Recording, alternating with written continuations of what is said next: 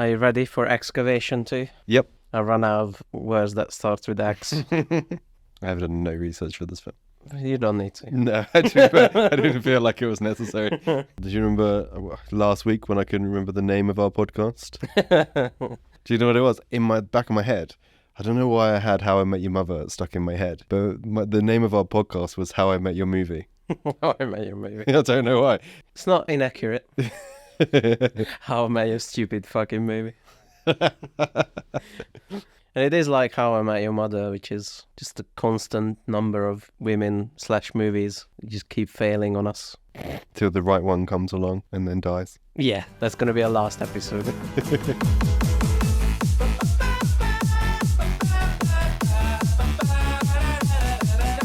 This week, we did a sequel. We did a sequel to our episode where we watched Extraction. Yeah. With the sequel of Extraction, we watched Extraction 2. Yeah. Can you say extraction more times in a sentence? No.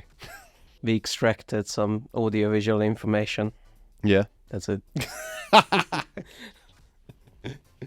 What wonderful banter. Yeah. Yeah, we did. So I actually really enjoyed the first film. I thought it was very turn your brain off and watch, but I thought the action pulled it through. I thought it was acted adequately to what it needed to be. I hadn't seen Extraction 2. Extraction 2, by the way, stars Chris Hemsworth. It came out last year. It's on Netflix. We haven't introed the podcast, but don't worry about that.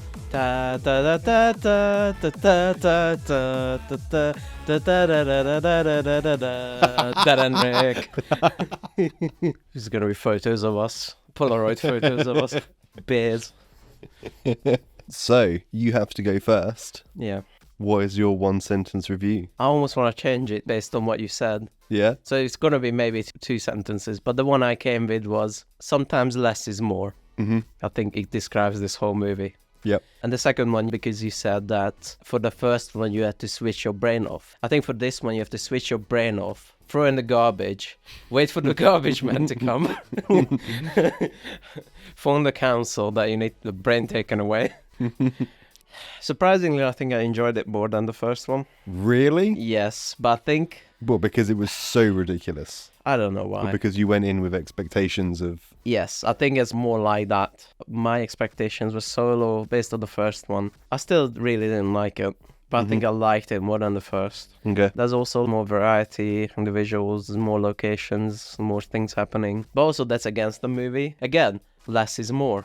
They try to do so much more in this movie. They're like bigger action, bigger this. And sometimes if they like just cut back a little bit, it would have been more effective. You think it's more ludicrous than the first one? Oh yeah. But you found it better than the first one? Yeah, I'm conflicted. Okay. I think just the filmmaking is like 10% better than the first one. So that might contribute as well. Sam Hargrave. Yeah, I think learned. I think so. I think he learned. The shaky cam has been reduced a lot. Those transitions in the one-shot scene, much less noticeable. Okay. I did read an interview with him, and he said that he kind of gave up a lot more camera duties than he did in the first one. The first one, he was like strapped to the front of a car, holding a camera, chasing down another car. And I think this one, there was one scene where the helicopter lands on the train. Yeah. And they actually did that. They actually landed the helicopter on the train. And there's a shot where you're looking from the helicopter's coming in, and then as it lands, the camera goes underneath it and comes out the other side to look from the other direction. And they actually did that. Okay. Well. I think he let someone else film that. He said it's not like an ego thing where I do it best, so I'm going to do it. He just didn't want to, as an ex-stuntman. Yeah. Or maybe he's still doing stunt manning. He just didn't want to... Stunt personing. Stunt peopling. He didn't want to put other people in that harm's way because it's incredibly dangerous. Yeah. The problem is he's a terrible cameraman based on the first movie. The only thing I pretty much remember from the first movie is that terrible car chase scene where that's supposed to be the big one-shot takeaway scene from the movie. But for me, what I remember is because there's so much camera shake, you can't fucking see anything. Probably gives you a headache. Yeah. So that was better in this. You saw the action. Yep. You saw who was punching who. Kind of makes sense. I've got a very low bar for extinction movies. Extinction movies. Expansion movies. Oh my god, they do spin-offs and stuff. You should call it the Extraction Expansion. Well, he has maybe Indiana Jones side adventures and his extraction excavation. Has anyone got a dictionary I can look for quickly? I think there's one where he becomes a builder, specifically for putting like extra bits on buildings, and it's the Extraction Extension. Thought you were gonna say exterior extraction. It's the Extraction Exterior Extinction. Yeah. Triple X. Becomes a stockbroker. The Extraction Exchange. Oh yeah. Exchange Extraction. He's not even a stockbroker. He's just behind like one of those little money exchange places. It's like a tiny little. Are we done? Never. I think what will happen is that this film will start a film, and then there'll be 2 spin-offs of that, and then 2 spin-offs of that, and then 8 spin-offs of that, and it will be like exponential extraction. Yeah. Way. And you know the franchise is gonna be dead when it doesn't even rhyme anymore. It's just gonna be like in implosion. You know, they run out of words. Just call it Rake. Rake. Yeah. That's gonna be the gritty remake. It will be. So what did you think of this movie? I didn't like it. No? No, I didn't. I agree with you. I will happily turn my brain off for a film. Yeah. I think this took that to too much of an extreme. Yeah. And to be fair, you could do that, but then don't be 2 hours and a bit. Yeah. No, Yeah. That's part of my less is more kind of thing. If they cut like half an hour of this movie, I would be much more happy with it. Agreed. Yeah. There's so many points of this film where I was like, how long's left? You didn't need the first half hour of the film, him recovering from hospital. No. Should we go scene by scene? Yeah, let's do a little bit. So we pretty much pick up where the last movie ended. Completely unnecessarily, by the way. Is it? I think so. You can cut it out, but then you can cut out anything. This movie, you know, like... So, I've got many questions already in this recovery scene. Just a quick one. Should Yeah. we mention bingo early? Oh, yeah, the bingo. I forgot about the bingo. So me and Dan playing a game for this. We played Extraction Bingo. If you'd like to watch the film and play along, there's a link in the descriptions. We both bingoed. We did. We both got a bingo out of Extraction Bingo. The card was full of like action movie cliches. And Mark Wahlberg. And Mark Wahlberg. Because I misheard you saying Mark Wahlberg, so we just put it in. Yeah, Mark Wahlberg cameo was in there. Yeah. So yeah, we sat there and we played Extraction Bingo. Yeah. Link in the descriptions if you feel like you want to watch the film. I've got already multiple questions because I remember the last movie ended with Rake creeping on the little Indian boy who's in the pool. That was like the post-credit scene or whatever. So when does this happen in the timeline of this movie? He sort of fixes himself, he comes out of a coma, and then they immediately go to Austria. No, he goes home first. He goes back to his cabin in the frozen woods. That's in Austria. Oh, is it? Yeah. Okay. So because we know that Rake, the main guy, is Australian. In the first movie, he starts in Australia. And I was thinking it'd be funny if they just brought him to Austria because they didn't know. Someone did a typo on the paperwork. Yeah. So they go to Austria by accident. And I think because he comes out of hospital, yeah, I think he goes to visit the little boy first and then they take him to Austria.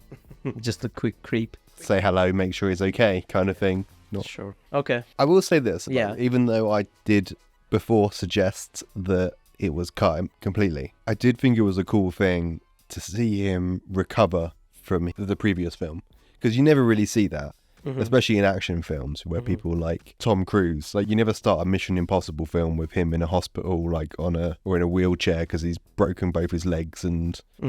I'm conflicted about that because it was interesting to see and it's very stupid at the same time. Because he gets another mission and he's like, all right, I'm ready to go again. And he does 5 push-ups and he's fixed his life-limiting disability. I'm exaggerating. You're exaggerating Extraction. Yeah, I'm exaggerating Extraction. We meet bad guy. Yep. Andrew Tate. Andrew Tate. Right, so I'm saying Andrew Tate. This takes place in Georgia. not the state, but the country. Okay. So it's kind of like in that Romania kind of area, Yep. that shithole part of the world. Oh, fucking hell. That's where I'm from as well. Just going to apologise to my wife. She's Romanian. You can put that into any context. I'll put that after anything. So if we do something random, I'll put that after. I really enjoyed the Uncharted film. Yeah. I just want to apologise to my Yeah. She's Romanian. Romania famously hates Uncharted. like the rest of the world. Nah, you know, guys, I'm Hungarian. I'm one of those, so, you know, I can say. I'm one of those weird foreign people. So it takes place in Georgia. That mixed with the prison / violence against women. That's why I'm calling him Andrew Tate. Okay. He has a brother who's keeping his wife and children in a prison cell. Yeah. I did not get the logic of any of this No. because it didn't make sense. You mean the logic of starting an international war? What is a stupid family? The main thing was the big bad was desperate to get his brother out of prison Yeah. because prison's bad and he shouldn't be in prison. Mm-hmm. But the brother had moved his entire family into prison. Because it's not even like, you know, our family shouldn't be in prison. Because he moved his wife and kids. I think that was for protection. Yeah, but surely the big bad brother can protect them. If he can protect himself, he can protect them. Like, why move them into a prison? And if you can move them into the prison, surely you can move the guy out of the prison. Mm-hmm. It just makes no sense. Yeah. I want to say something filmmaking related. So the first movie, you know, they're in India. You have to put the yellow filter on because it's mandatory in all Hollywood films. In this one, they put the blue filter on kind of lightly. But that's a generic action movie. So what are they going to do? What are they going to do to... I thought they just put the blue on because it's cold. But that's also like an action movie thing where it's like usually blue adjusted in general. So I was like, what are they going to do to really hit home that we're in a weird foreign country? How about constant farm animal noises?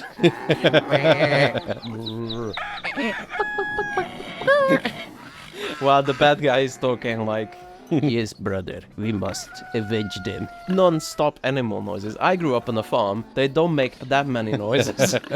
It's just one after other layered up, you know. How else are you going to show the simple beginnings that the bad guy came from and is supposedly now running the country, but he's still living on the farm because... Yeah. He lives on a farm because it's Georgia. Because he can't be in a penthouse or anything. Yeah. So he takes care of the animals while they go start an international affair. Do you think that's like part of the henchman's job? Yeah. Just goes to the job sheet in the morning. So what am I doing today? Yeah. I wanted international war.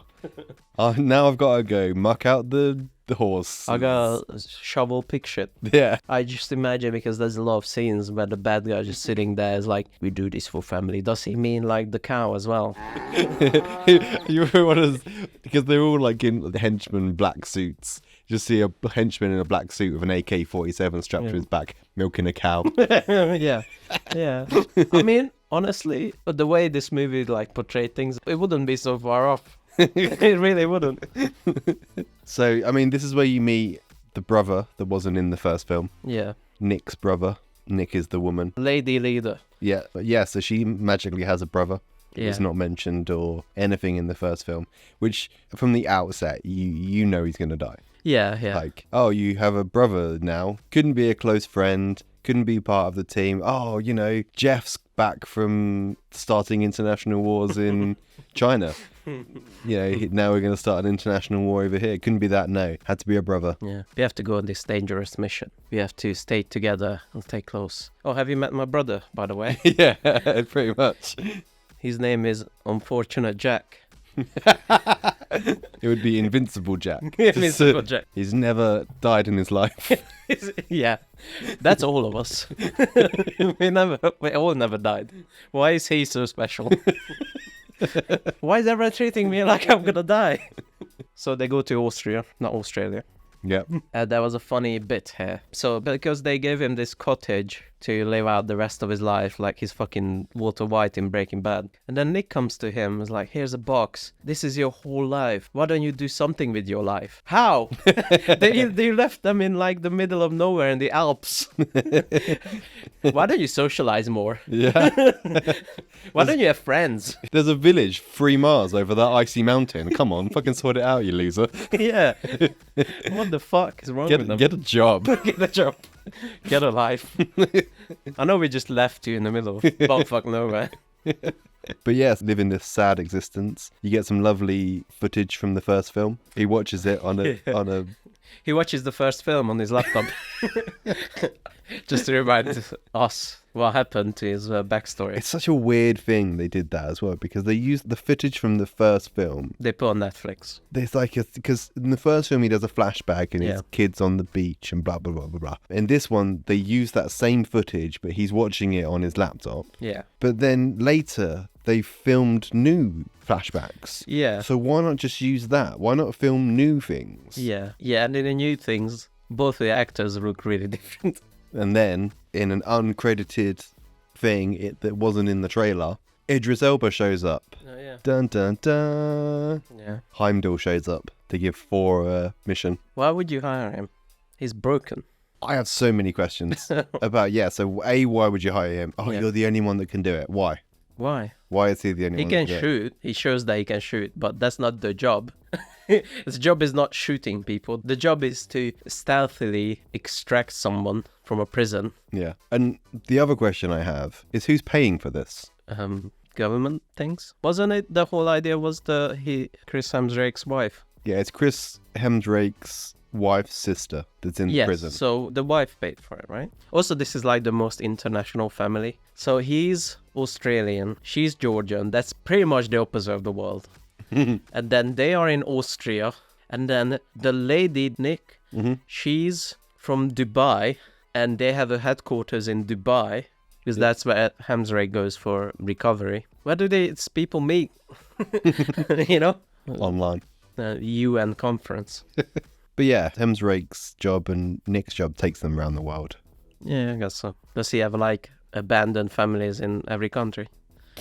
Maybe that explains why the kid looked very different and the wife looked very different. It's different families. Which wife is that? Which dead son are you? Which dead son are you referring to? Right, and the prison. Yeah. Prison. Let's do a big one take. How long do you think the one take lasts? Well, for real, it's like 15 seconds. Okay. But the one that they want you to believe is like, I think 15 minutes, right? 21. Whoa. 21 minutes of non-stop action. Right, so this is what I mean about less is more. Have you ever seen Children of Men? No. Well, that's a really good film. I think even you like them. Even I like Even you. Well, I'm not sure how to take that. I think that's the first movie that popularized really long takes. Mm-hmm. I mean, Spielberg did his wonders, but it wasn't like that long. In Children of Men, there's like a chase scene when there's a camera in kind of where the gear shift would be, and it spins around as there's a chase scene, and there's lots of things happening, like there's a motorcycle guy, he breaks the window, they kick him out. Very, very exciting. Now with this one, in Extraction 2, it goes so far to the extreme. It's got God powers. It's like when Skyrim, when you put in God mode, and then you look around the whole building, you know. It goes in its helicopter, it follows the helicopter, goes to the helicopter, back to the train. It loses something, has the opposite effect of what they want to do. Because the reason for the one take is that you feel like you're in there, and it's like, feels very real and down to earth, and it's like really happening, you know. The camera swings around the helicopter, and then swings around the train, and then all these ridiculous things. It might as well be a cut. Yeah. I think about 16 to 18 minutes in, you said to me, oh, this one shot's still going. Yeah. I didn't even notice. Yeah. If you're going to take a break to come off the train and then go back onto the train, like why? Yeah. They completely defeated the whole purpose of a one take. So they did all this work for nothing. I liked the prison, as long as it was in the prison. That was good. That was probably the most exciting action scene. It took 5 months to prep for that. The prison sequence. The 21-minute The 21 sequence. minute, yeah. And like maybe 10 minutes of that is wasted because you didn't even notice there was still one take. Yeah. They completely defeated the whole purpose of one take. Well done. And I feel like the one take was very like visceral when you're there in the prison, and the fight between the bad guy's brother and Rake was very good. Yeah. That bit, you like, audibly winced when he's torn his hand in half. Yeah. It was Winston, it was funny at the same time. I was like, why is he like a superhero? He fucking rips his hand apart with his bare hands. The yard scene's still pretty cool, but then they get on the train. Yeah, and it becomes a video game. Yeah. One of the reviews online, it was a 1-star review, and it was, this film is so dumb, it's like Call of Duty the movie. Or not dumb enough. How I Met Your Movie, I did it again.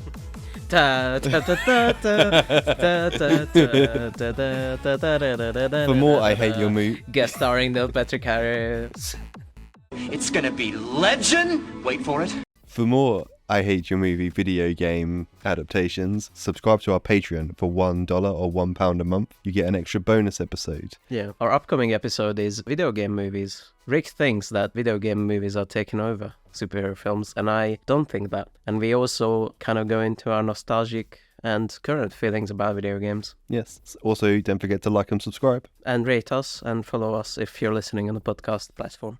I did a little soul searching after the first one. I remember movies in the 80s, and they're just pure action dumb movies, and I like them, like Commando. And like, why don't I like this? Am I just being like nostalgic for those? And I realized what it is. Go on. One, I think Chris Hemsworth is not Arnold Schwarzenegger. He doesn't have the charm of Arnie or Sylvester Stallone. And he plays it too straight. Like when you watch Commando, which we will at some point, spoiler alert, Arnie fucking loves killing people. He's Remember, Sally, when I promised to kill you last? That's right, Major. You did! I lied. What'd you do with Sally? I let him go. He loves killing people so much, and he's so happy. And then Chris Hemsworth is just like, oh yeah, I'm a boring guy. I'm a boring stoic guy. And I just don't care about that, you know? Like, if I'm gonna watch a stupid, dumb action film, the main guy has to be charismatic, has to have charm, and they have to just love killing people, love committing war crimes. I don't think you can have that film anymore. You need to have like a moral base. The camera flips around the helicopter 5 times. That's what would be like in Commando. And that contrasted with, oh, this is real world, and these are real emotions, and these are real people. It just doesn't work for me. Like, do one or the other. Do stupid, fun, or do the down-to-earth kind of real stuff. I feel like there should be some emotions in it that there aren't. Like, he climbs on top of the helicopter and picks up a minigun and shoots the helicopter down, and then just kind of just puts it down, walks away. Yeah. Oh, what next? I think there should be some kind of like that. Yeah, fuck you. Yeah. Yeah, that's what I mean. He's very far removed from it. Yeah. It's maybe the effects as well, that he doesn't really know what he's doing. He thinks he's flowering some plants. He's holding a green stick towards the green screen. He needs to enjoy ending lives, killing people. But then if you do the stoic stuff and the real stuff, then really go into that. Like, really make it a real character, and the person is like this, you know? Make it a real boy. Yeah. The whole 21-minute cutscene ends with the train crash. Cutscene. Or whatever. I did see like X pop up. X, B, Oh, right, yeah. A, Triangle, square, circle, square, up. X. Swirl the mushrooms around quickly. The whole army mobilized very quickly. On the Georgian army. Yeah, very efficient. Not very skilled at killing, Yeah. but they're very efficient. They're the quickest and die the fastest. Yeah, and for nothing. Pretty much. If they carry on the way they go in, they'll be facing extinction. Do you think when they stand in a line like an army training exercise, they have the cow and the chicken there as well? Are you ready to fight for my family? Alright, let's talk about the stupid kid. Oh, God. I hated him so much. Oh my God, I hated him. Yeah. Whiny little bitch kid. Yeah. Chris Hemsworth doesn't love this one, like the Indian kid. No, he doesn't, because this one's a twat. Yeah. He doesn't have to control his urges. anymore. Because God. we have to carry over something from the original. This one didn't. Extraction didn't. It's weird because script-wise, it was very similar to the first one. In a way where it's like the character dynamics. In the first one, the Indian boy is like, why are you shooting at my nanny? You know, that guy. And this one is, why are you shooting at my uncle? Why did you kill my father? And it's conflicting. But I think in the first one, he switches very early on to Hemsworth's side. Yes. But in this one, for the whole movie, is like, oh, should I betray them or should I not? And he does. But the problem is, like, he never really picks a side.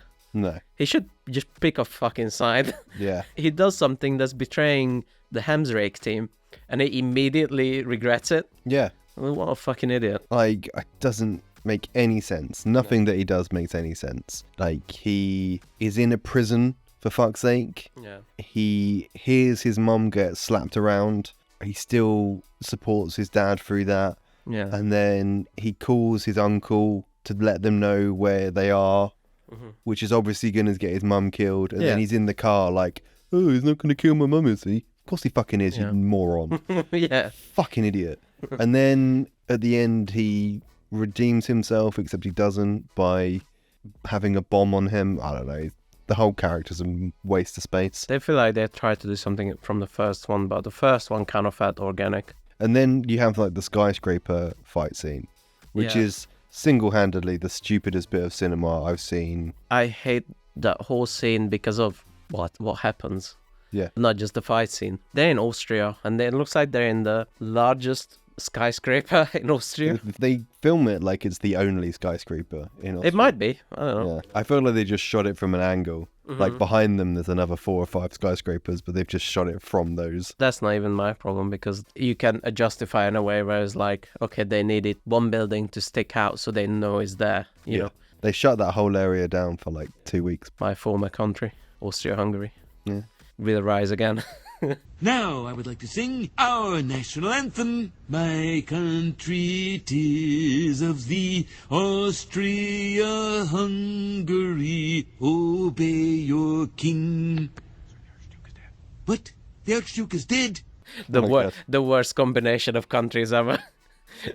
Most nonsensical army that couldn't communicate with each other. My problem with that scene is, right, so they're in the fucking middle of Austria, Vienna, and they fucking come up there with like Soviet Ladas and shit and terrible cars, and they just roll up and they just start shooting everyone. Yeah. And it's like, the police comes, it's very late for what feels like a middle of Vienna, and then it's like no consequences. No. There's a helicopter, they shoot that down, and that's it. In Vienna, there's nothing else. It felt just like so lazy.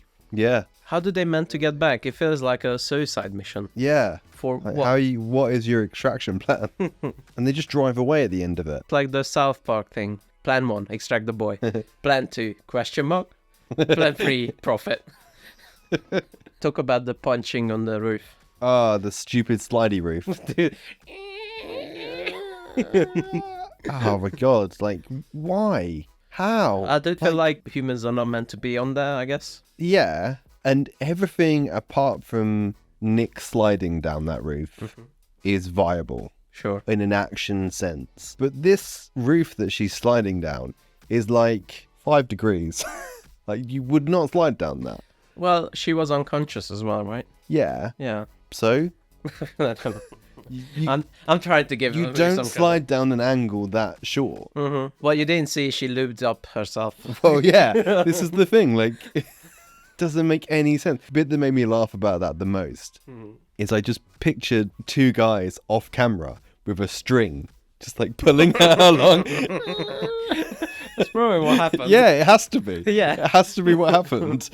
My favorite bit is the bad guy is there. Hemsworth is about to fall off and holding Nick. And the bad guy is there and starts monologuing. Yeah. Instead of shooting him. Typical. We should have had that on our bingo card. Bad guy monologue. Yeah, I felt like that was such an old cliche that they wouldn't do it, but they did, I guess. Yeah.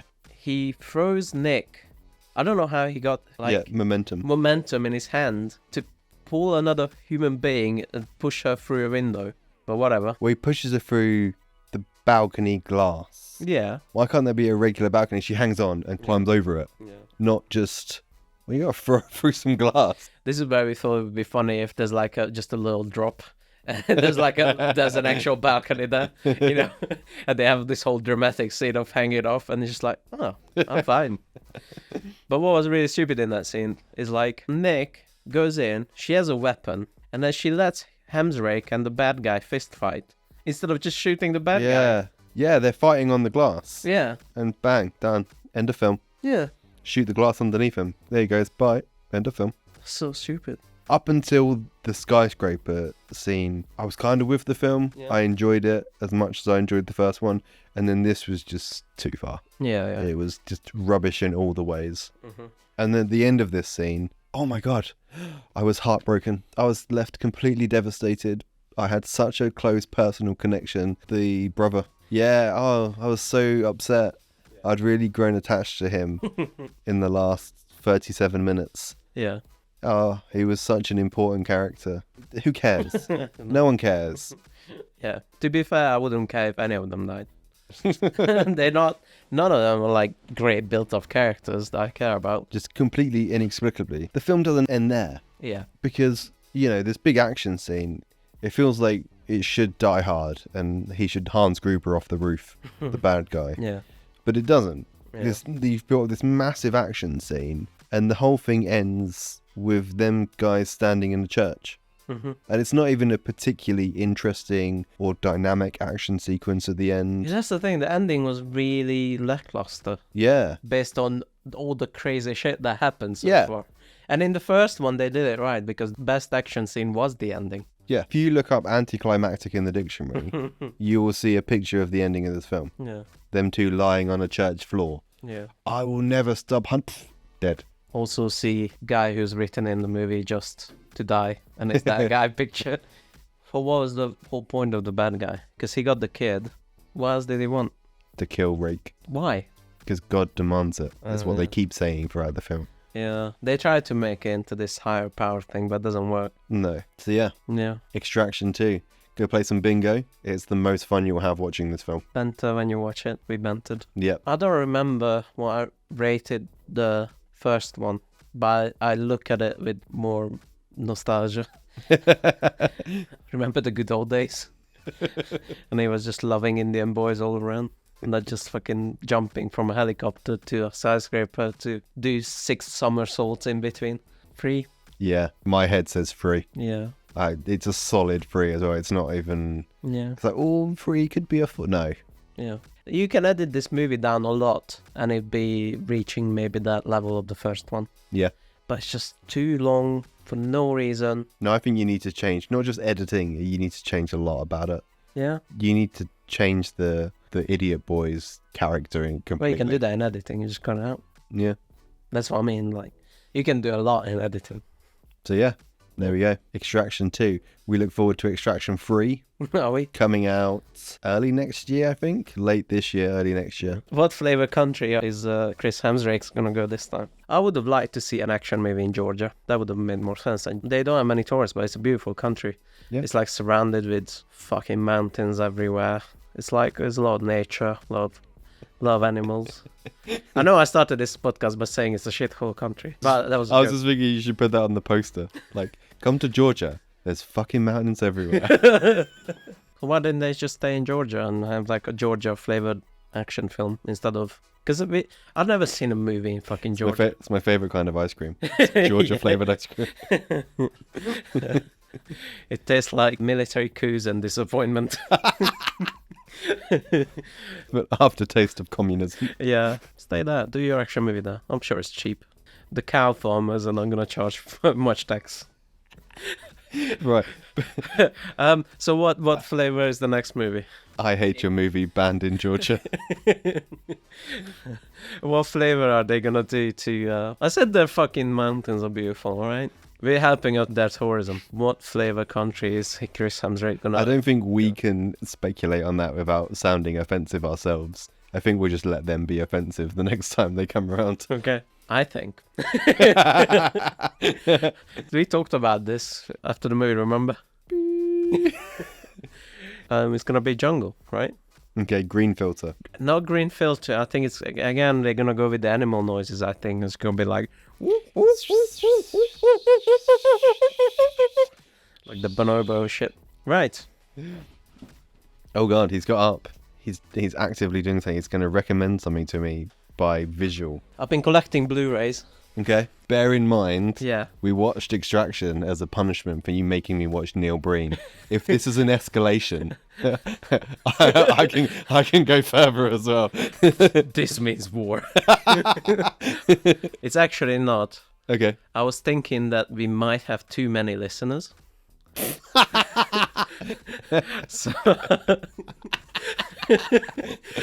so I'm gonna recommend. Nothing is further from the truth. No, we should have less listeners, really. Yeah. You're like Elon Musk when he tweets out like, "Oh, I think the Tesla stock's too high." Yeah. In the hope that something happens with it. Yeah, I'm gonna recommend a period piece. Yeah. So no I one- do like a period Yeah? piece. Yeah. And As long as it's done well. this is one of my top 5 favorite films of all time. I'm being handed Amadeus, director's cut. Rock me on my dad.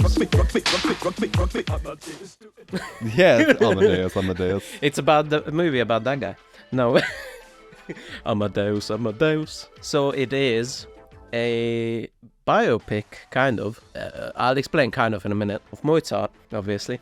Okay. And the reason I say kind of is because he has a very interesting way of looking at his life. And I've never seen a biopic like this. It is through the eyes of Salieri, who was a Rival, right? rival and much less successful musician who hated him. We see Mozart through the lens of the person who hated him the most Okay. and his whole life.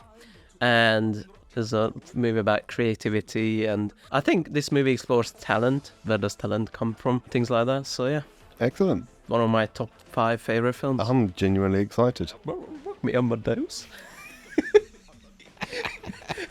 Thank you for listening. Thank you for listening. Bye. Bye. Dairy. Legendary. Just going to apologise to my wife. She's Romanian.